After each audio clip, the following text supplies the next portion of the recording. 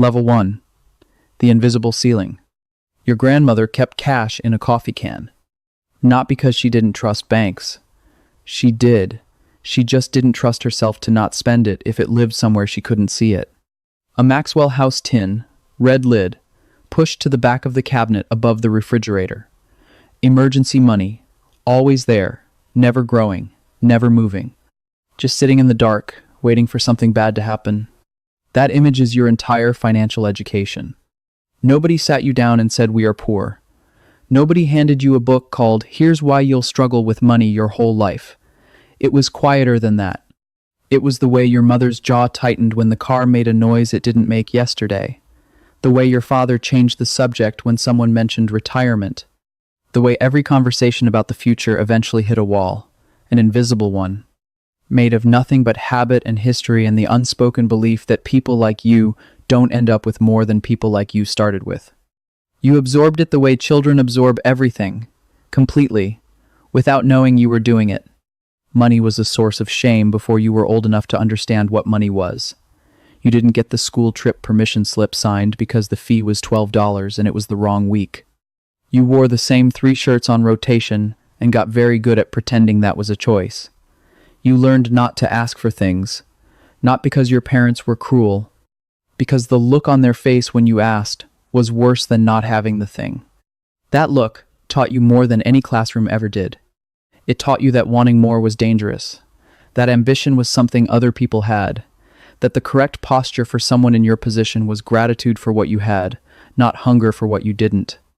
And for a long time, you believed that. The ceiling was invisible because nobody ever pointed at it. Nobody had to. You just kept growing until you hit it, and then you stopped growing, because that's what everyone around you had done. That's what you were supposed to do. But something was wrong. You could feel it before you could name it. This low-grade static in your chest that wouldn't go away. A sense that the map you'd been handed didn't match the terrain you were standing on. That the rules you'd been taught were real, just not for everyone. And then one day, something cracked. Level 2. The first crack. You're 17. Maybe 22. The age doesn't matter, the moment does. You're sitting somewhere unremarkable. A break room. A bus. Your childhood bedroom at midnight with a laptop screen lighting your face. And you read something, or see something, or meet someone, and a single thought enters your mind with the quiet force of a crowbar. These people didn't start with more than me. They just decided the ceiling wasn't real. That thought is either the best thing that ever happens to you, or the beginning of a very long, very difficult decade. Probably both. Here's what nobody tells you about the moment you decide to opt out of the script you were handed. It doesn't feel like empowerment. It doesn't feel like a montage. It feels like vertigo. Like you've stepped off a ledge, and you don't know yet if there's ground below you or just more air.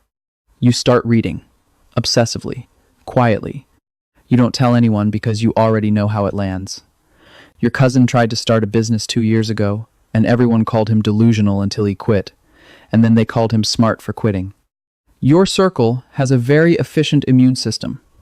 It identifies ambition as a foreign body and attacks. So you stay quiet.